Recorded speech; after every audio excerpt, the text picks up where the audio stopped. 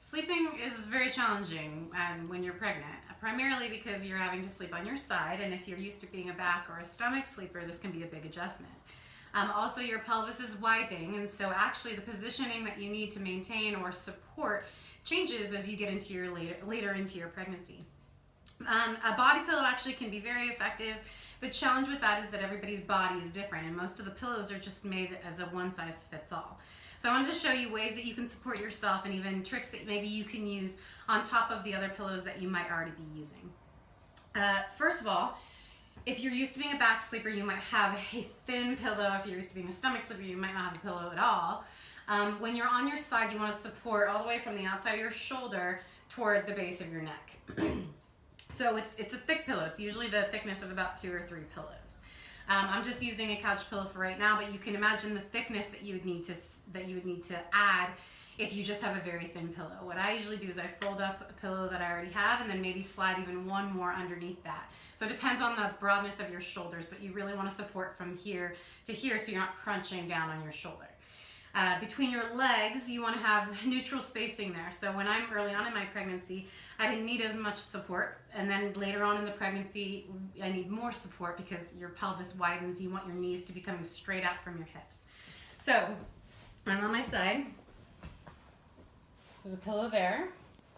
And you want to support from your pelvic floor all the way to your heels. I could even probably add one more pillow.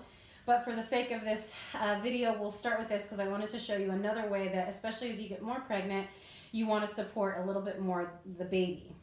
So you can imagine if I'm supported like this, my neck looks pretty good, my hips look pretty good, but I'm kind of being pulled forward because the weight of the baby is now resting on the ground if I relax everything, and my back is rotating. So what you can do is you can take a towel, and what you're going to do is you're going to kind of lift the baby up, and you're going to kind of scrunch it under. And as you scrunch, you can relax your belly a little bit more onto the towel. So depending on how big your belly is or how big the baby is, you might need more or less towel support. But in this position now, I've offloaded, I've kind of brought the bed, or in this case the ground, up to meet the baby. So I'm not being pulled forward anymore, my back can relax and is not getting strained. Another technique that you can use, there's a space, your hips are actually between your rib cage and your pelvis. So if you have, as your hips are widening and your waist stays a little bit more narrow, this could happen maybe more in the second trimester, and the third it actually ends up evening out a little bit more with most women. But what you can do is you can slide a towel roll in that space between your rib cage and your pelvis. And this helps to reduce the shear that's happening in your spine if it's unsupported. And then what I usually do is then I do that crunch up method again to support the baby. Now I don't have that shear happening as my waist is falling into the bed and the baby's not pulling me forward.